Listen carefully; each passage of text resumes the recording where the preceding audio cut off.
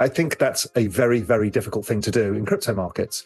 Some of my all-time favorite traders and investors, kind of legends of the industry, who are very big into crypto, so I'll never trade it.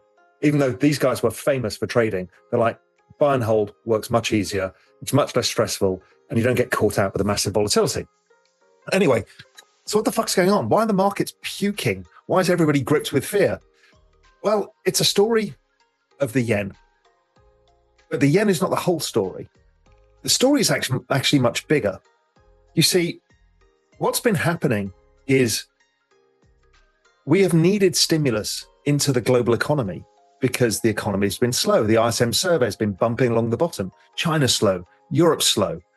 And you see, one of the component parts that allows for this all to move hadn't really been playing ball. Firstly, it was US rates, but the Fed gave us that signal. So that started moving. But the big one is King Dollar.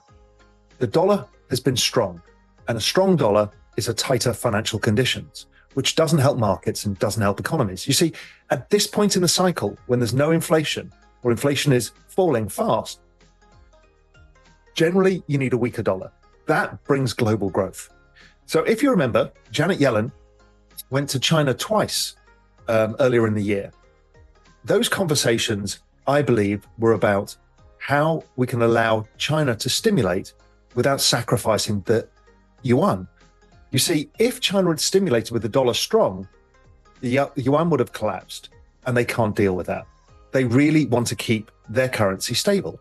So they will have said to the US, we get it, we need to stimulate, we've got a debt deflation going on, but we can't stimulate, you need to help us. And Yellen would have said, of course, what can I do? And the answer is, well, obviously you need to cut rates. And that's like, yes, we understand that, that's on the cards. But then it's like, you must weaken the dollar. So cut to the Bank of Japan. The Bank of Japan is the big player in all of this.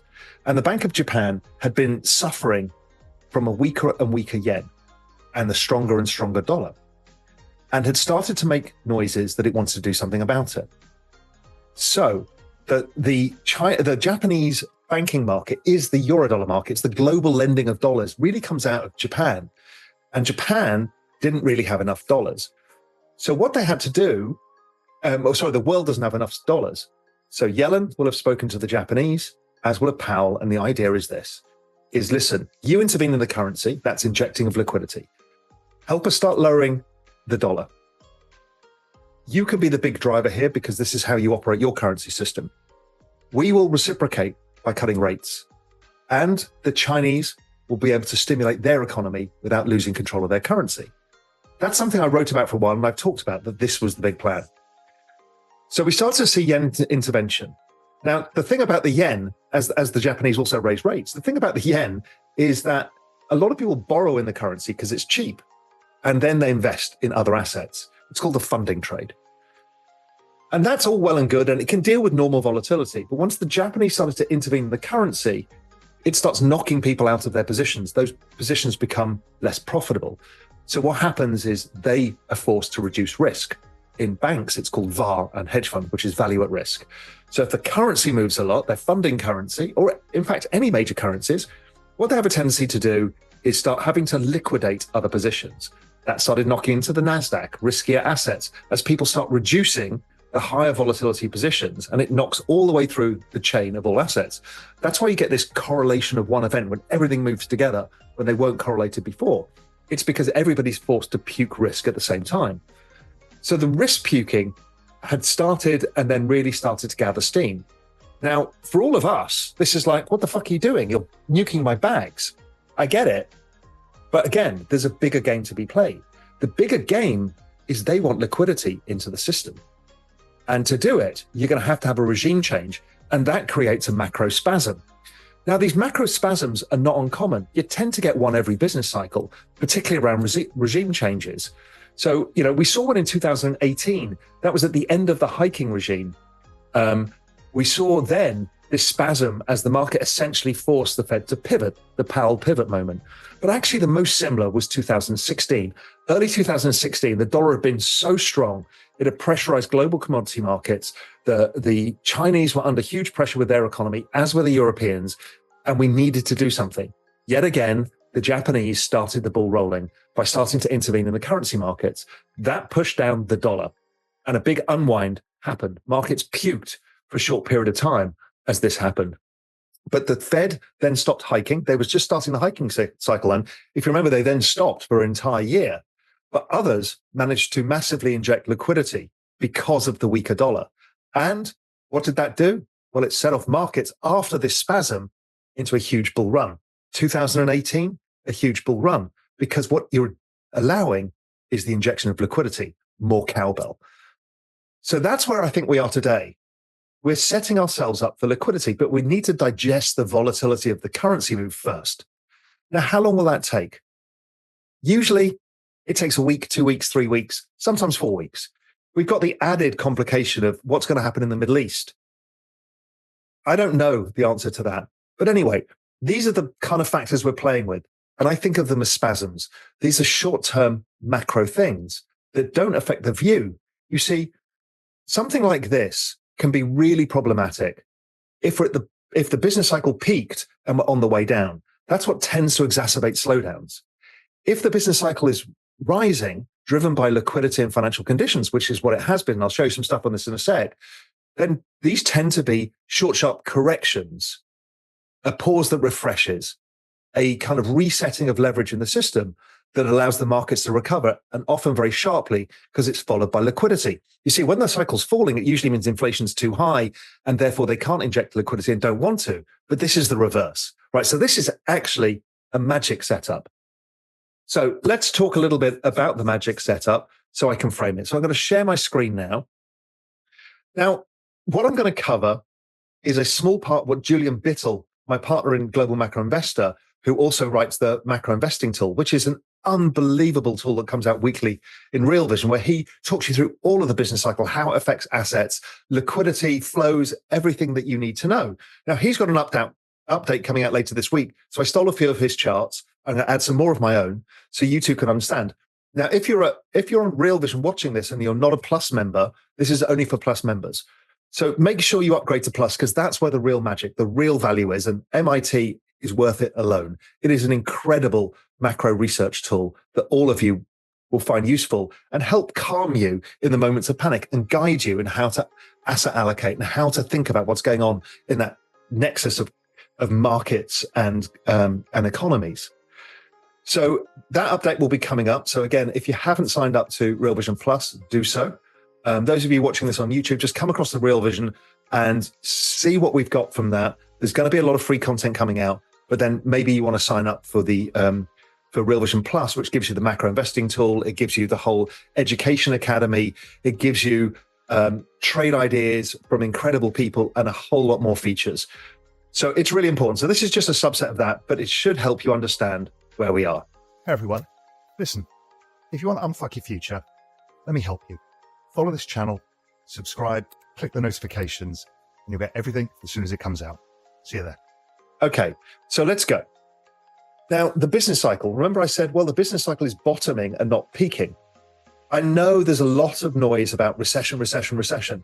A lot of that was priced in back in 2022 from the forward-looking indicators.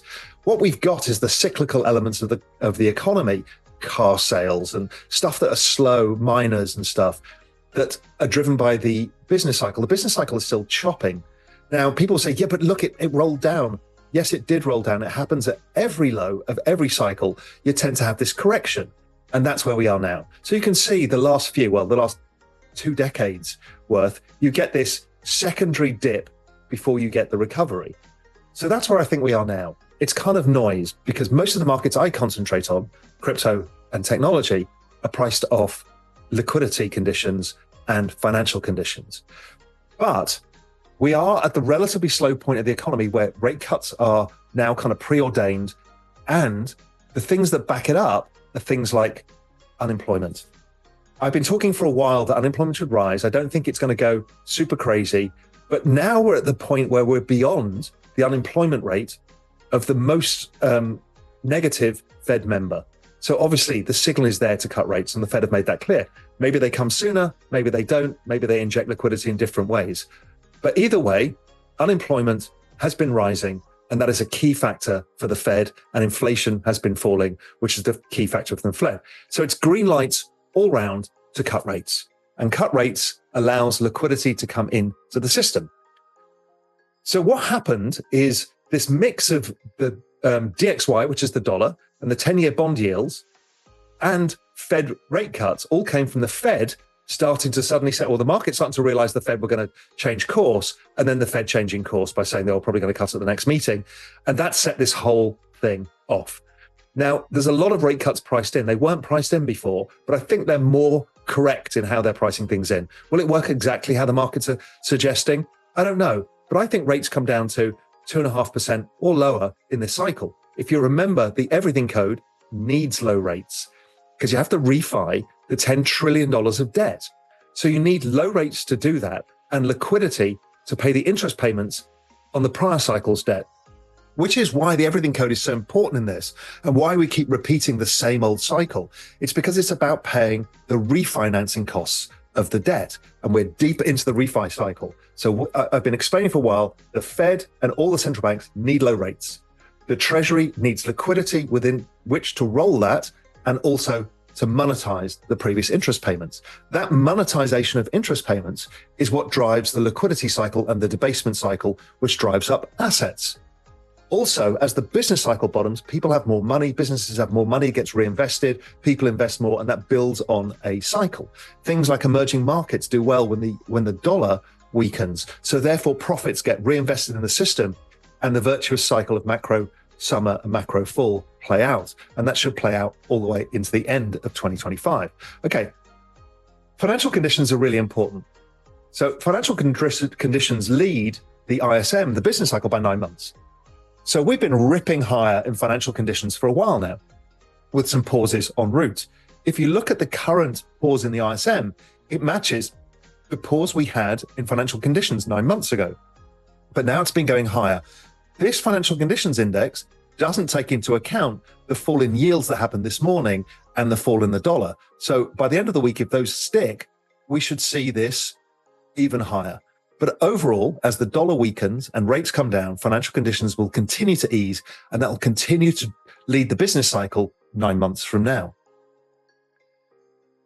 Also, what the financial conditions is really gives you a composite of all the countries with their leading indicators rising.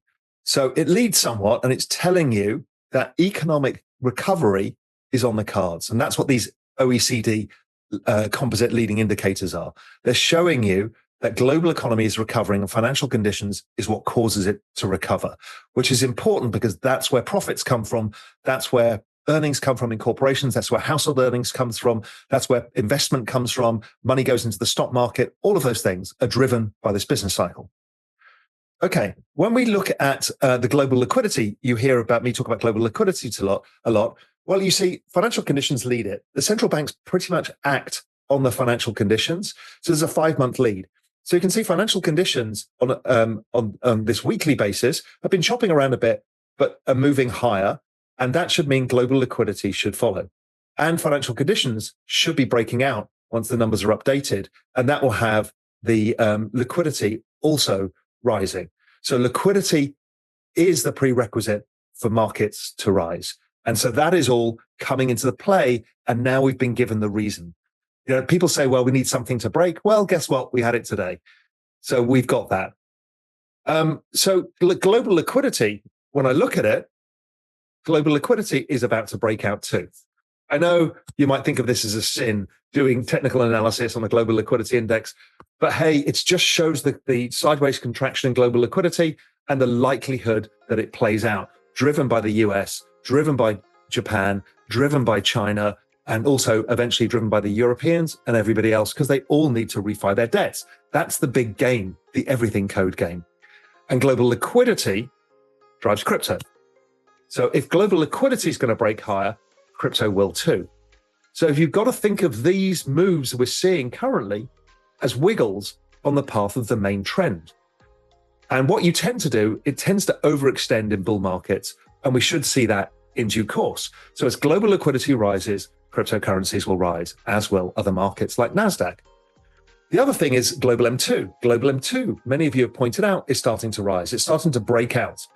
As that breaks out, that's led by financial conditions. So global M2 is rising, another liquidity measure. Global liquidity is going to rise. Financial conditions are going to rise. Okay, this is what we're looking to see. This is the macro summer signature, the macro full signature, the times when debasement comes, the times when assets do really well. You can see Bitcoin, how sensitive it is to global M2. As global M2 starts picking up, Bitcoin year on year should start picking up too. So again, I don't see anything concerning in the macro picture. The macro picture is incredibly supportive of higher asset prices. So that's why I think we're dealing with a spasm and not a regime change in macro, where we're going into a recession or something like that. In fact, it's the fears at the bottom of the cycle that's causing this. As the cycle starts to rise and things like the dollar needs to start weakening, it's not fears the other way around that the cycle's about to fall apart. You can see the financial conditions index also affects S&P 500. Equities are driven by financial conditions. So there's a 6-month lead here. So as financial conditions start easing, that's the number going up, the S&P 500 should follow suit. So again, we expect to see stronger equity markets ahead. Emerging markets, they're driven by financial conditions, 6-month lead. Emerging markets really a function of the dollar, which is part of the financial conditions index. Financial conditions, our measurement is the dollar plus rates plus commodity prices. And we're seeing those ease, and that should put emerging markets higher over time for those of you who trade them. Tech stocks, 6-month lead, same thing. Tech stocks have been correcting and had obviously overshot financial conditions somewhat. And again, we should be looking for a base over this period of time. This volatility, for those of you who aren't kind of max allocated to this stuff, this is the opportunity you're really going to want, because NASDAQ again should take off from here around these kind of levels. Now, again, I'm not talking about today or tomorrow. I'm talking about over the next 3 or 4 weeks. We should start to see liquidity coming, financial conditions coming, and equity starting to scream higher again. The big driver here is the PBOC. Right now, the PBOC have this cyclical pattern of every second half where they start injecting liquidity into the system.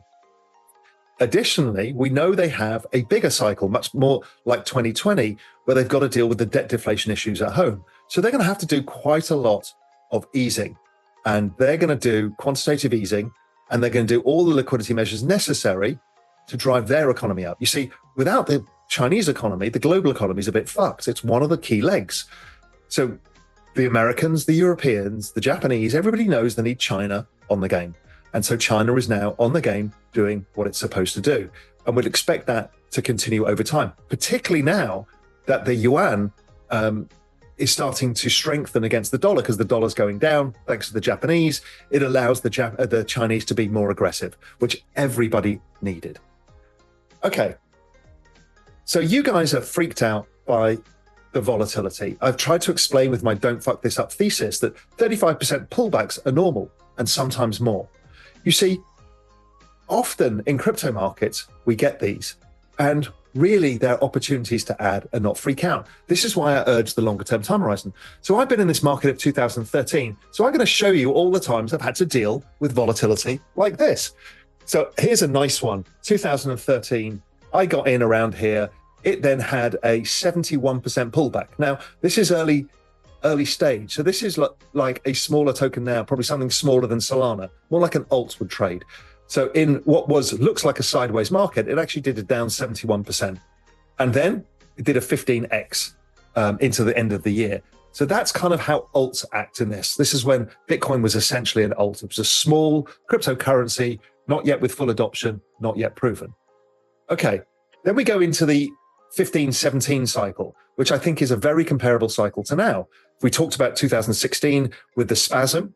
Well, before that, we had a sell-off of 35% in 2015. So that will be something from last year. If we think about those cycles that repeat, the election years are always the macro summer years. So we'd be in 2016 now. So 15 would be last year. Guess what? We had a sell-off last year, and then we had the rally into the end of the year. Okay, very similar. Then we had this 40% pullback around the banana zone. The boring zone. So this is the boring zone area where around the Bitcoin halving. And that period, you saw a sharp sell-off, pretty nasty, and then eventually it broke high. And then we had another 38% pullback before you really got into full bananas.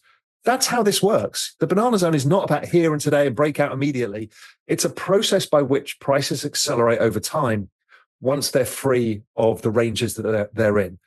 That does lie ahead. I know there's a lot of people like, oh, Raoul, and your fucking bananas, you're a top signal. Listen, you're not listening. This is not a short-term timing signal. This is the structure of markets I'm trying to talk about, and I'll show you a bit more on that.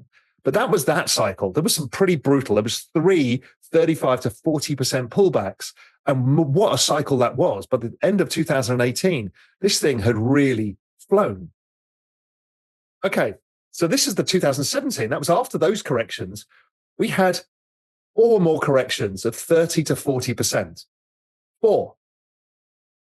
So this should be sort of where Solana is now, where the size of the corrections, that's the sort of liquidity Bitcoin was, the size in market cap it was then. So this is, we're seeing similar in Solana now. Bitcoin is now much larger market cap, so its volatility is compressed. But this should be looking like Solana, where you start to see these sharp 30, 40% pullbacks, and they're just pauses that refresh, and you keep going higher as the banana zone kicked in. So even with 4 30 to 40% pullbacks, Bitcoin went that year from, I don't know, I'm just eyeballing the chart, 1,200 and ended up at 20,000. Okay, I'm not saying we're going to repeat that, but this is the kind of thing that plays out. So if you're dealing with too short-term time horizon, trying to top and tail it and time it, I think you'll fuck it up. I simply do. I think you'll miss the move. The best thing to do is to try and scrape the sofa for change and stick it in the markets when you get a sell-off of any magnitude. Because guess what? It compounds really fast and the gains come much faster. You'll be back at all-time P&L highs before anybody else. That's why I prefer to add on the dips and not try and trade it around, because often you get sidelined just when you shouldn't and the market's ripping and you can't get back in. Okay, 2019. Well, that was a tricky one as well. We had a 54% pullback in Bitcoin between June and December. Then we rallied, and then we had a 62%, and that was obviously COVID when the world shut down. So you've got to be prepared for the volatility to be able to deal with these things. I don't think we have a repeat of 2020, but 2019, you know what? It's possible. I don't think that to be the case, but maybe something more protracted in the Middle East could cause something like that. But again, in the end, if your time horizon is long enough, it doesn't matter. And if you can buy, that's when you make generational wealth. So, you know, real wealth, how to unfuck your future, is to take advantage of the sell-offs and not fear them. As long as you're in spot, not using leverage, you're not in the stupid last cycle shit. You're in the coins that matter, the top tier, the top 3. I know you've all got your favorites. You want XRP to do it or Cardano and everything else. I urge you just to be slightly more conservative. Conservative still means huge gains, but I don't want you to miss the opportunity or to get carried out just when the opportunity is arriving. So those are the corrections. Then we saw in 2021, 2 corrections. One was 31%, one was a gigantic 55% before it went back up to new highs. And then we had that kind of stunted high. So the point being here is expect corrections. You can expect anything between a 30 and a 50% correction to happen, and you shouldn't be fazed by it. You should be actually looking forward to them. So that's what we're doing now. That's the kind of cycle we're seeing now. Now, I wanted to go back also to ETH, because ETH was a smaller token back in 2019, 2020, and we had a 67% pullback when Bitcoin had done 51 and a 68 when Bitcoin had done 62. So more volatile, earlier stage tokens tend to underperform on the downside and outperform on the upside. So just keep that in mind when you've got your asset allocation, which is why I'd rather hold the bigger tokens and not have too much stuff further out the risk curve. Memes are fun. I own some memes, but I don't own more than 10%. And that's what I've said to you is, please don't own more than 10% in the stupid liquid stuff because you think it can do 100x. I understand that, but it'll still make you a lot of money if it's less than 10% of your portfolio. But it won't do if your whole portfolio is those and it goes down 99%. Again, it's part of this don't fuck this up thesis. It's super important. So let's talk about the banana zone, because everybody cares about the banana zone. All of our hopes and dreams are in it. And I don't want the stupid fucking, well, you promised bananas. I've never promised bananas immediately. I've told you this is how it plays out. This is a period of time. I've also talked about the boring zone. So you've seen this chart before, but now we've just added the percentage corrections in the boring zone to make it even more clear to you guys how this works. So boring zone 2012, 27%. Boring zone 2016, 38%. Boring zone 2020, 20%. Boring zone 2024, 27%. Right, so it's smack in exactly what you'd expect. And what comes next is the banana zone. And I don't want you guys to miss it because you're getting caught up in short-term time horizons of traders on Twitter. That's their time horizon. Nothing wrong with being a trader. I just don't think you'll make as much money.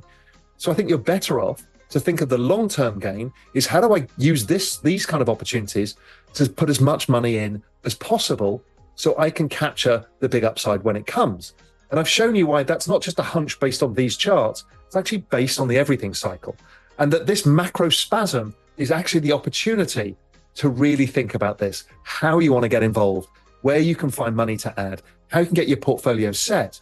It applies to tech stocks. It applies to equities overall. It applies to emerging markets. All of these things are setting up perfectly, even to commodity manufacturers, mining companies, any of these things, car companies, all of the cyclical plays, they're all driven by this. So this is the opportunity that you've been asking for. This is the last chance to be able to do all of this. So I look at these with glee and say, thank you. All I need to do is find some money to put in because I'm max allocated, but I do have an income. So, I try and scrape my bank account for any excess that I've got that I won't need over the next few months and stick them into markets. I mean, I don't sell anything in crypto. I've not sold anything, meaning my overall portfolio at all since 2020. And I just continue to compound and add, and that's worked for me really, really well. For those of you who keep asking, no, my allocation hasn't changed. It remains that my core portfolio is in Solana. I have some memes, which are Church of the Smoking Chicken Fish. I have WIF, Bonk, some Doge. And if those go up and down 80%, it doesn't matter to me. It's fun. I actually think they'll do well. You may have a different token. They're not my recommendations. I'm not trying to shill you into buying anything like that. If you just want to stick with Bitcoin, it's fine. Ethereum has been a hairy ride. Now, part of what's been going on is jump trading have been dealing with legal suits with the SEC, CFTC, and others, and are closing up shop in market making in crypto. And they've been fire selling everything. And that's created a huge overhang. A lot of this boring zone has actually been the overhang of selling by Grayscale as they unwind the trusts, Germany selling Bitcoin, Mt. Gox selling Bitcoin, the FTX estate selling Solana and other tokens, and then jump trading. So that's what's been causing this really. This last spike was this macro spasm on this small macro shock. And again, let's see, because, let's see what happens with the Iran-Israel situation, because that could create another period of fear. But generally speaking, you get fearful of the rhetoric and buy the bullets.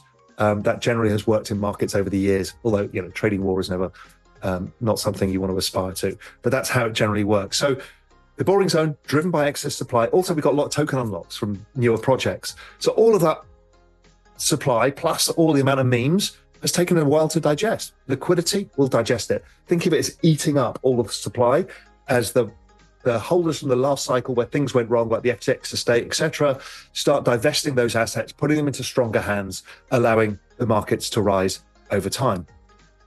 So where are we in markets? Well, here's the Solana chart. I believe we've been building this inverse head and shoulders, which is a large pattern. And we've been having this kind of rectangle move on the side. We retested the neckline. It popped through today. We got down to wherever it got to 105 or something. I think this probably holds. It doesn't really matter because I don't really trade the daily chart. But this kind of consolidation pattern in Bitcoin, it's a part of a larger cup and handle pattern. ETH looks a bit messier, but maybe that's going to give us better opportunities.